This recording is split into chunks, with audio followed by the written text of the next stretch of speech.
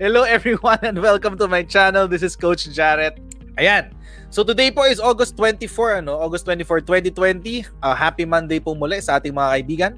Ang topic po natin ngayon, mga makauda laban sa anti-terror law na tameme sa insidente sa Hulo. Si Solgen Calida ang binanatan. Ayan. So, nakakalungkot isipin ng mga kaibigan na gano'n yung nangyari kanina. Pero pag-uusapan natin yan mamaya. At medyo mag-iingat tayo sa ating mga gagamiting lengguwahe kasi baka ma-demonetize tayo ni YouTube because of the topic. Okay, si YouTube kasi medyo maarte pagdating sa topics ng mga kaibigan. So, currently po we have 84 ba? Okay, 84 watching us live. Okay, maraming pong salamat sa 84 na po na yan na nanonood sa atin ngayon ng live. At mga kaibigan, huwag pong kalimutan paki-like ang video na to, mga kaibigan, para malaman ni YouTube na may ginagawa tayong maganda dito. Okay? Paki-like lang po itong live natin ngayon. Also, paki-subscribe na rin po kung di pa po kayo nakasubscribe po sa ating channel. At most importantly po mga kaibigan, every time po nagla-live tayo, paki-share. Paki-share po ang link ng ating video. Okay, mga kaibigan? Paki-share po ang link ng ating video para marami pong maka-join po sa ating pong kwentuhan ngayong gabi ng Lunes, August 24, 2020. Okay, at as usual mga kaibigan, uumpisahan natin ang ating 5 minutes. Okay, first 5 minutes natin mga kaibigan ay ibibigay natin sa mga kaibigan nating OFW at mga kaibigan natin din sa Pilipinas para sa kanilang mga pa-shoutout. Okay, so kanina mga kaibigan, nag-file itong si Solgen Calida sa Supreme Court mismo, sa Korte Suprema, na i-cancel muna ang oral argument sa anti-terror law. But ATA pa rin doon. Dapat ATL na to kasi hindi na siya act.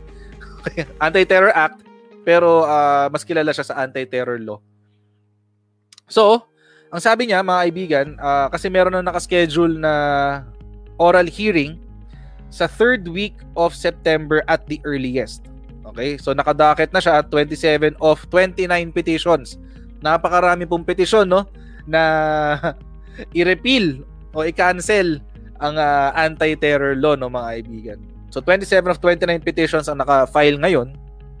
At syempre mga kaibigan, ang karamihan dito ay mga dilawan na gustong ipatigil yung itong what do you call this? Anti-Terror Act. So ano pong dahilan dito ni Solgen Calida, mga kaibigan? Ang dahilan niya dito, ito. Okay? He said there are at least 300 petitioners in the case aside from their lawyers. 16 lawyers from the Office of the Solicitor General and a number of support staff. And the in-court oral arguments would necessarily entail the presence of the Chief Justice and the Associate Justice and the support staff from the Supreme Court. This clearly falls under mass gatherings that are prohibited in areas under GCQ. So, totoo naman mga kaibigan. Kasi, meron kang 300 petitioners plus 16 na lawyers ng OSG. Tapos, meron ka pang support staff, nandyan pa yung Chief Justice at ang mga Associate Justices niya. So, ang daming tao na magiging involved sa oral hearing, sa oral arguments. Okay, so tapos ang sabi, bakit daw hindi pwedeng i-zoom? Marami nagkasabi niya sa Twitter kanina bakit daw hindi na lang i-zoom? Ito yung sinabi. Okay, to be sure, conducting oral arguments through video conferencing would not necessarily address the logistical conundrum and health risk caused by this pandemic. So ibig sabihin daw, sinasabi dito ni Solgen na hindi sigurado na makakapagdiskusyonan ng oral arguments kapag ito ay ginawa sa video conferencing. Bakit? Despite the judiciary's substantial technological advances, there is no guarantee, wala nang garantiya, that oral arguments conducted through video conferencing will go smoothly. Okay, walang kasiguruhan na ang oral arguments ay magiging maayos ang takbo, mga kaibigan. Na-agree ako dyan, di ba, nung huli nga sa Senado na nag-hearing sila tapos yung hearing nila tungkol sa pagpapabilis ng internet, tapos yung Senado walang internet. So na-cancel yung hearing, di ba? Kasi wala nga namang internet, di makapag-teleconference. Okay, considering the sheer number of parties and councils and the uneven quality of local internet service. So problema talaga to mga kaibigan. Legitimate na problema ito. Thus he stressed, in this case, the higher interests of health and safety dictate that the conduct of oral arguments in court or otherwise be cancelled. Okay? So ito yung ni-request ng ating ng ating Solicitor General, no, na si Solgen Calida. Maraming po salamat sa 313 po na nanonood ngayon, okay? Patuloy lang po nating i-share ang ating live tonight para po mapanood din po ng iba, okay? Maraming po salamat sa ating pong audience ngayon. Okay, so ito naman yung naging reaction, no, sa Twitter. Kanina, mga kaibigan, nakaka-addict ang Twitter, ha? Medyo nakaka-addict ang Twitter, okay? Patingin doon ng baby doggies. Ayan. Mamaya po bago ko tapusin ang aking live, papakita ko sa inyo yung hindi naman pinalit, no, pero ito yung dog na rin namin siya bago namatay yung dalawa naming pitbull. So nakatulong siya sa pag-move on sa amin nung namatay yung dalawa naming pitbull. But anyway, so anong naging reaction dito, no? Anong naging reaction dito ng Twitter? Okay, dito ko nakita 'yon, no. Spell takot? ? Takot daw si Solgen. Okay, takot daw si Solgen na ipagpatuloy ang oral arguments kasi alam na natin, 'di ba? Syempre iisipin nila, takot kasi baka matalo. Okay, si Pab, si Pinoy Ako Vlog. Kaya siya yung una kong nakita. Tapos nung tinitingnan ko yung mga comments niya, hindi ko na lang papakita kasi sobrang dami. Kung may Twitter kayo, pwede nyo tingnan. Pero ganun lahat ang sinasabi nila. Natatakot daw si Solgen kasi yung pinakamahuhusay daw na abogado sa Pilipinas yung haharapin niya, etc. etc. Mga kaibigan, unang-una, bago natin questionin yung kapasidad ni Solgen Calida, mind you, baka lang naman nakakalimutan itong mga taong to na si Solgen Calida, Solicitor Republic of the Philippines, represented by Solicitor General Calida. Si Solgen Calida ang nagpatanggal kay Sereno. Baka nakakalimutan lang nila. Ayan, no? The petition for quo warranto is granted.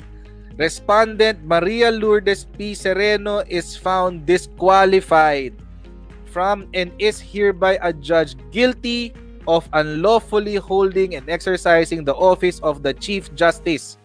Chief Justice to, mga kaibigan, ha? Binangga ni Solgen Calida ang Chief Justice ng Pilipinas. Taob ang Chief Justice. Oh. Baka lang naman nakakalimutan nila. Okay? Baka lang naman nakakalimutan nila. Takot? Talaga? Strategist kasi si Solgen Calida. Magaling siya sa strategy. Oh, baka ayaw maniwala. Oh, sige, hindi pa rin kayo naniniwala. Walang problema dyan. Ito pa isa. OSG to Supreme Court dismissed De Lima's petition to junk arrest. 2017 pa to, mga kaibigan. Nakakulong pa rin ba si De Lima? Nakakulong pa, di ba? So ano nangyari? Senador si De Lima. Oh, ano? Nakakalimutan yata nitong mga tao to kung sino si Solgen Calida, eh. At baka nakakalimutan din nila ang ABS-CBN, ha? Ha? Kayo? Pab? Hello, Pab? Lourdes Sereno, Laila De Lima, ABS-CBN, mga Lopez to, mga kaibigan, mga kingmaker to. Lahat tumaob kay Solgen Calida. Ipaglalaban niya yung ATL o Anti-Terror Law, Anti-Terror Act, whatever is used sa media. Ikakatakot niya yon talaga? Etong mga to, ewan ko ba, mga kaibigan, itong mga to, ewan ko kung anong sinisinghot nitong mga to, kung bakit sila ganyan. Ay, nako, basa ka muna ako ng comment, mga kaibigan. Ayan. So, mga kaibigan, ulitin natin, no? Ano ba yung pinaglalaban dito ng mga dilaw, di ba? Siyempre sila may pinaglalaban eh. Ano ba yung pinaglalaban nila? Kung familiar po kayo sa NPR, no? Public radio to sa States. Mga kaibigan, ako nagtataka, no? Bakit umaabot sa US ang mga balita natin, no? Umaabot internationally ang mga issue dito sa Pilipinas. Ibang klase nga. Dati hindi ganito, mga kaibigan, pero ngayon, kapag nag-google ka ng balita sa Pilipinas tungkol kay Duterte, tungkol sa kahit anong issue, mga kaibigan, unang-unang lalabas mga foreign outlets, Al Jazeera, CNN, ito si NPR, The Diplomat. Matindi, mga kaibigan. Hindi ko alam kung pinapanood ba tayo talaga ng mga tao ngayon. But anyway, so ito yung dahilan, okay, kung bakit nag-aalala yung mga human rights groups, okay, tungkol sa anti-terror law. Ito rin yung sinasabi nila, mga kaibigan. Okay, ito yung panahon nung napirmahan na yung anti-terror bill, no? So, nung napirmahan na siya, di batas na siya. Ang sabi, ano daw yung ikinababahala dito ng mga human rights groups? Ang sabi, it includes such broad offenses as engaging in acts intended to endanger a person's life, intended to damage public property, or interfere with critical infrastructure. Masyado rong broad. Okay, masyado rong malaki yung ibig sabihin, o malawak yung ibig sabihin, no? Meron pang sinabi dito na one new offense. Kailangan ko na bumili ng bagong mouse, ha? Okay, one new offense, inciting to commit terrorism, is particularly problematic. The rights advocates say the text says inciting others through speeches, writings, proclamations, emblems, banners, and other representations tending to the same end could carry a punishment of 12 years in prison. Okay, so isa to sa mga inaano nila, no? Maliban pa to, mga kaibigan, dun sa warrantless arrest, at maliban pa to dun sa detain, no? Pag-detain ng more than 24 days pala, 24. Pag-detain ng 24 days. Okay, dito sa mga suspect of terrorism. Okay, so iba pa 'yan. Totoo ba 'tong sinabi nila, mga kaibigan? Tingnan po natin yung batas. Okay, so ito yung Anti-Terror Act, yung Anti-Terror Law. Okay, ito po 'yon. Kasi ni-repeal na yung ni-repeal na yung Human Security Act of 2007. No? So, wala na yan. Yung sinasabi nila, mga kaibigan, na ito. Itong bagong offense daw. Okay. Ito, bagong offense, mga kaibigan, yan. Yung sinasabi nilang yan po ay Section 9. Okay, Section 9 po yan ng Anti-Terror Act. Tignan natin yung Section 9. Okay, Section 4, Section 6, Section 7, 8, 9. Ito siya, mga kaibigan. Okay? Inciting to commit terrorism. So ito po 'yon. Any person who without taking any direct part, ibig sabihin kahit wala kang direktang involvement, kahit hindi ka miyembro ng grupo, pero kung ikaw ay shall incite others to the execution of any of the acts specified in Section 4 hereof by means of speeches, proclamations, writings, emblems, banners, or any or other representations tending to the same end, shall suffer the penalty of imprisonment of 12 years. Okay. Isa to sa mga nirereklamo nila bago roto, mga kaibigan. Okay. Ang mahirap po kasi, mga kaibigan, kapag naikinig ka ng mass media, no, sa radyo, sa TV, sa mga ganyan-ganyan, at kapag hindi mo pinag-aralan maigi, madali yung maniwala. Parang parang convincing silang pakinggan, na parang napakaganda ng sinasabi, o totoong-totoo yung kanilang sinasabi. Mga kaibigan, babalikan po natin sinabi ng NPR dito. Okay. The text inciting others through speeches, writings, proclamations, emblems, banners, and other representations tending to the same end could carry a prison punishment of 12 years. Ano po ba yung totoong sinabi? Kulang po kasi, mga kaibigan. Ang sinabi nila, eto lang. Means of speeches, itong huling parte. Ito lang, huling parte. Sinabi po ito ng NPR. US po ito, hindi po sa Pilipinas to. Pero saan pa po ba nila kukunin yan? Siyempre, kanina narinig nila Kay Nery Colmenares. Lintik na Colmenares yan. Oh, kay Nery Colmenares sila narinig. Mga kaibigan, itong si Nery Colmenares, alam naman natin kung anong nito eh. Kung anong political persuasion ito. Pero ito lang yung sinabi niya. Siyempre mga kaibigan, kapag ikaw ay ito yata yung convention yung Convention on Human Rights something na nagsalita yung 50 na kongresista sa US. Siyempre, kung kongresista ka sa US, Amerikano ka, wala kang alam sa politika sa Pilipinas, papaniwalaan mo na lang yung sinasabi ng resource speaker, di ba? Iisipin mo na lang, siguro nagsasabi ng totoo to. Kalahati lang yun nung kinote niya. Dapat binasa po ito ng buo. Okay? Kailangan binasa po niya ito, execution of any act specified in Section 4. Mga kaibigan, ano po ba yung Section 4? Babalikan natin. Kasi mga kaibigan, dito po nag-uumpisa yung mga kasinungalingan Yung mga half-truth. Kasinungalingan po yan. Ano po ba yung sinasabi na bawal gawin? Ito, Section 4, terrorism. Ngayon, kung ikaw, let's say ako, sasabihin ko, bombahin natin yung ganyang lugar. Terrorist act yun. Mako-consider siya na terrorist act. Kasi, nandito ka. Engages in acts intended to cause death, extensive damage to or destruction to a government or public facility or private property. Yan po kasi yun, mga kaibigan.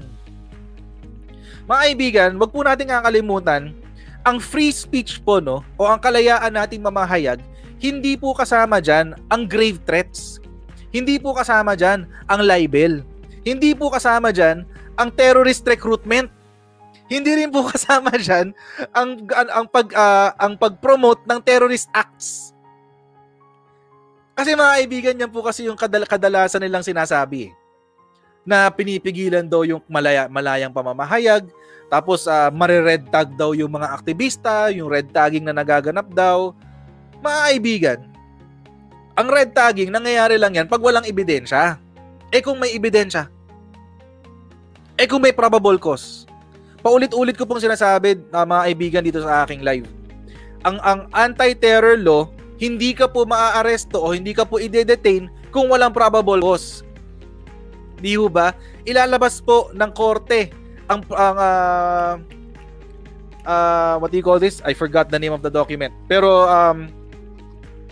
hindi po warrant of arrest a proscription, a certificate of proscription ang ilalabas ng korte.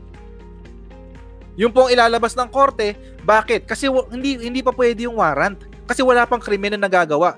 Huwag po natin kalimutan, mga kaibigan, ang Anti-Terror Act ay preventative. Pipigilan ang terrorist act.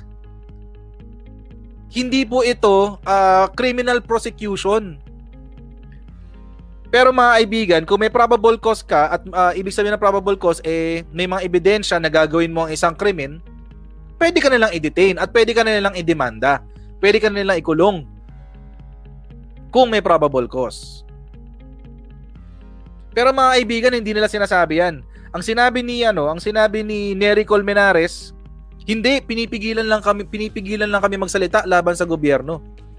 Pinipigilan lang kaming laban sa gobyerno. Kung nag-iisip itong mga mukong na to, mga kaibigan, kung nag-iisip sila, imagine niyo, mga kaibigan, let's say baliktad na ngayon, baliktad ang sistema. 2022, dilawang nakaupo. Halimbawa lang.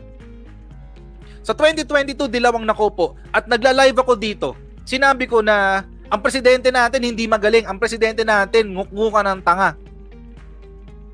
O di ako na yung subject for anti-terror law, hindi ho ba?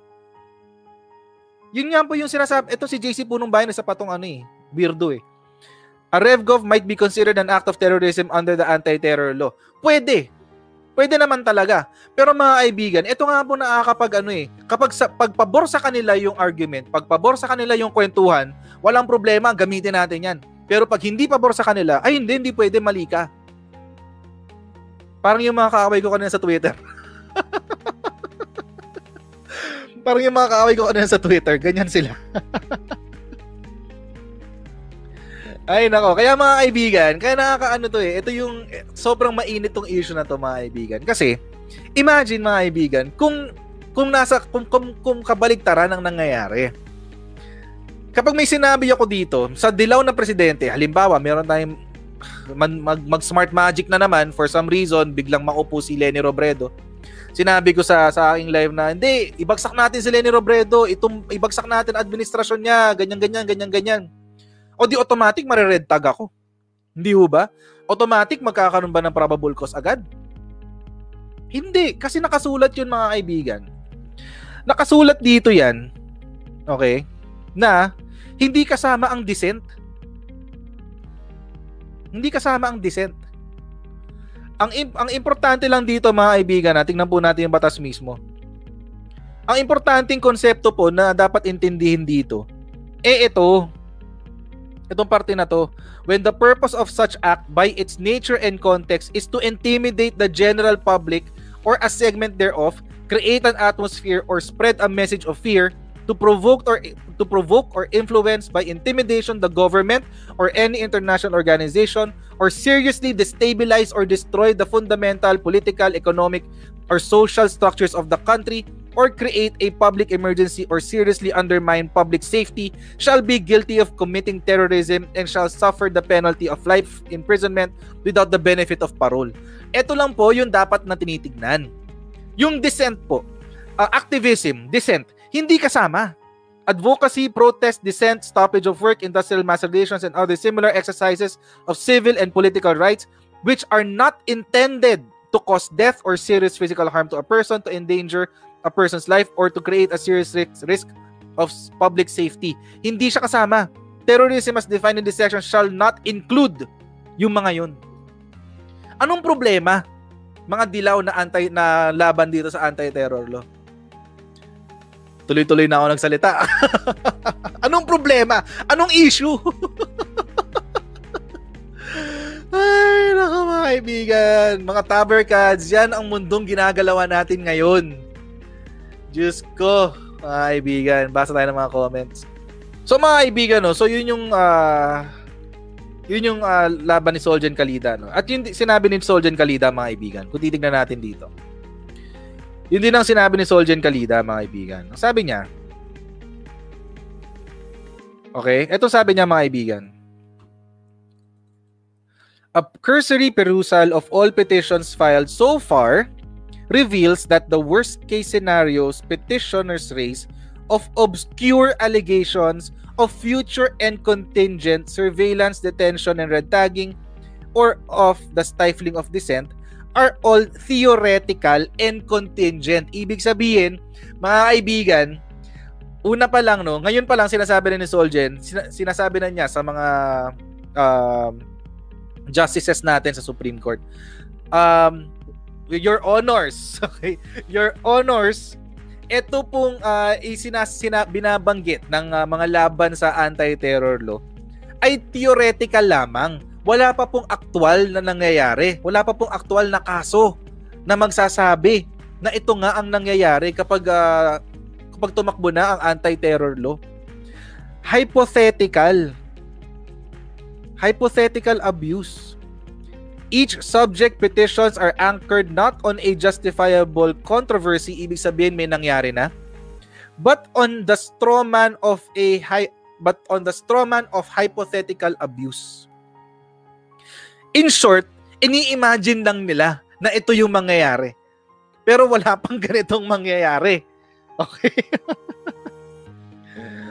None of these petitions successfully hurdling the requirement of judicial review, particularly the existence of an actual case or controversy, he added.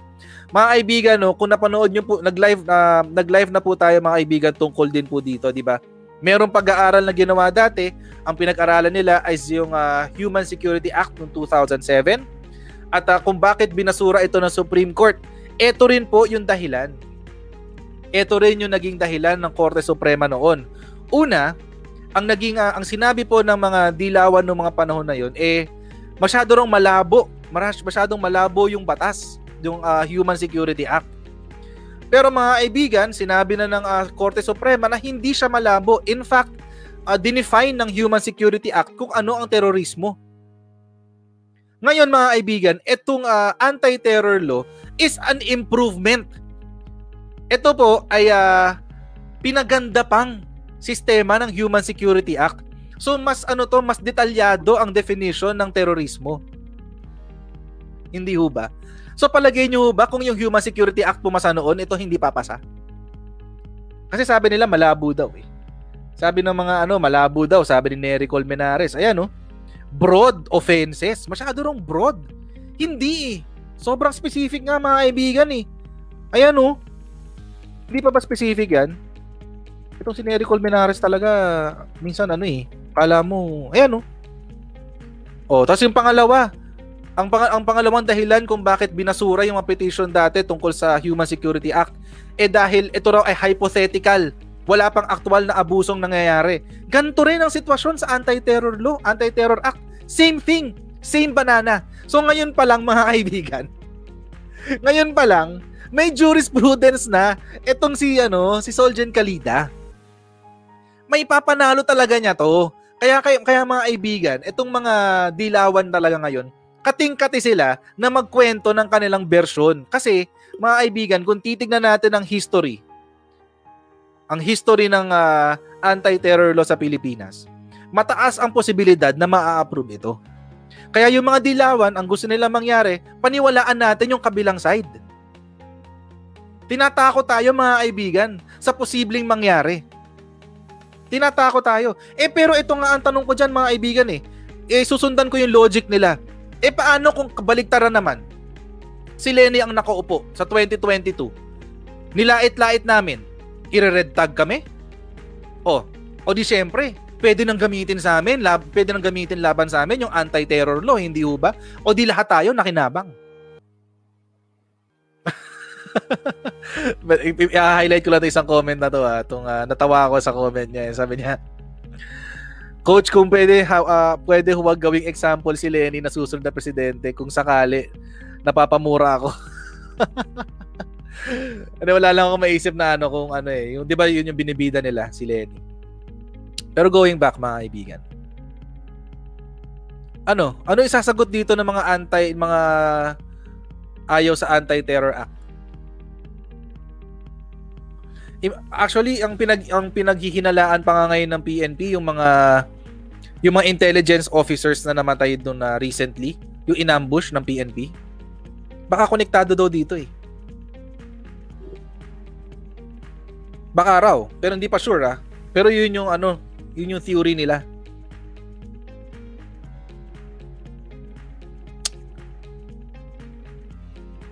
O anong sasabihin ng mga dilaw dito? Alam niyo mga kaibigan, dito pa ako nabwisit mga kaibigan Kasi, anong sinabi nila? Nangyari to 11 a.m. at 1 p.m. Anong sinabi ni Angel as of 5... Anong oras ba to? 5... Wait lang As of 5:58 p.m. mga kaibigan. Nag-screenshot ako as of 5:58. Wala. Nothing. Tahimik mga kaibigan Angel Locsin yan. Di ba sobrang ingay niyan mga kaibigan? Lalo nung sa ABS-CBN, ibagsak daw ang diktadorya sa Pilipinas. May terrorist act na, wala pang sinabi. Enchong D, di ba na natin to sa isang live natin mga kaibigan? 5:58 p.m. Nothing. Nag-post pa siya 42 minutes before 5:58. Wala. Reaction sila? Wala. Sige, tingnan pa natin mga kaibigan. Ontiveros. Okay. Ito yung mga maiingay Ito yung mga senador na maiingay. 5:59 p.m. 9 hours ago pa yung huli niyang post mga kaibigan. Pero kailan siya nag-react? Nag-react na siya actually mga kaibigan. Anong oras? Papakita ko sa inyo. Anong oras siya nag-react? 8:14 p.m. Yun yung binalita na.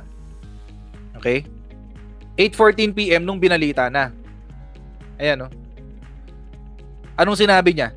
Nakikidalamhati lang daw siya sa mga namatayan. Pero inendorso ba niya yung Anti-Terror Act? Hindi. Wala kang asahan dyan. Ilan yung mga nasaktan? Ilan yung mga namatay? Wala kang asahan dyan. Risa Ontiveros yan mga kaibigan. Ito yung mga maiingay eh. Kapag may ginagawa ang administrasyon, di ba? O, isa pa. Tingin pa tayo na isa pa. Marami yan, mga kaibigan. Okay, marami yan. Ay, tagal. Okay. Ala, ayaw.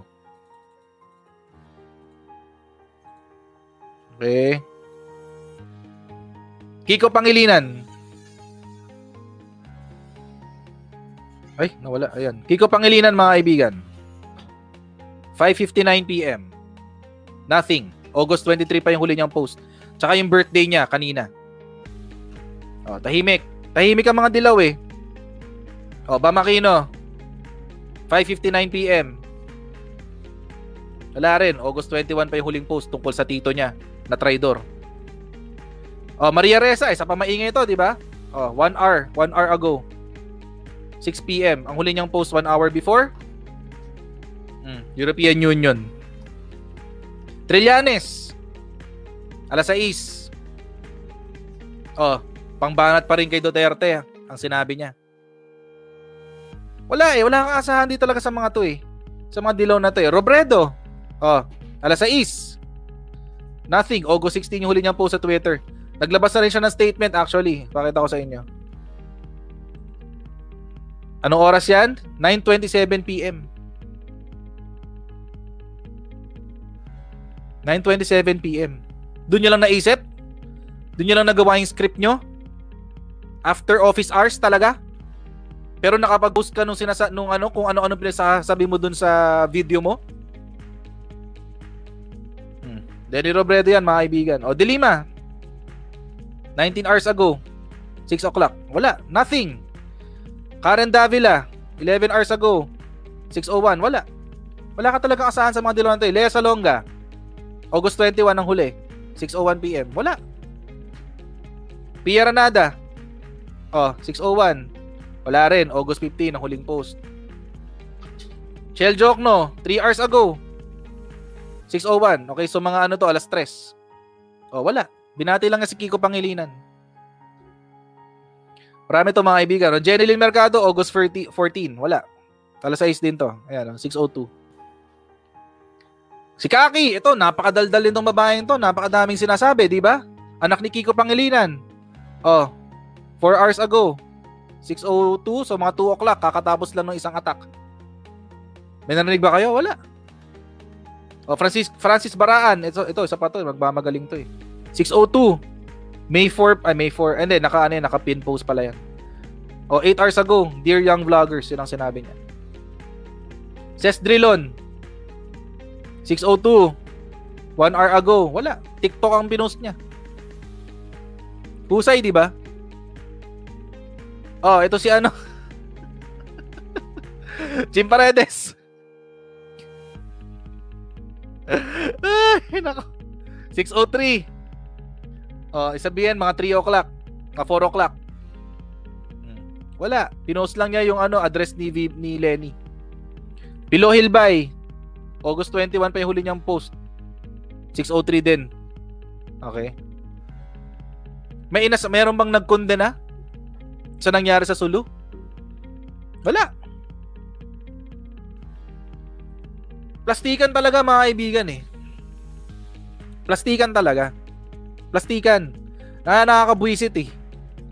Ang dami nilang kinukuda, mga kaibigan. Ang dami nilang kinuda nung panahon na yung anti-terror law ay isinusulat pa lang bago pa pirmahan. Ang dami nilang sinabi, kumontra, ganito, ganyan. Pero may nangyari ba?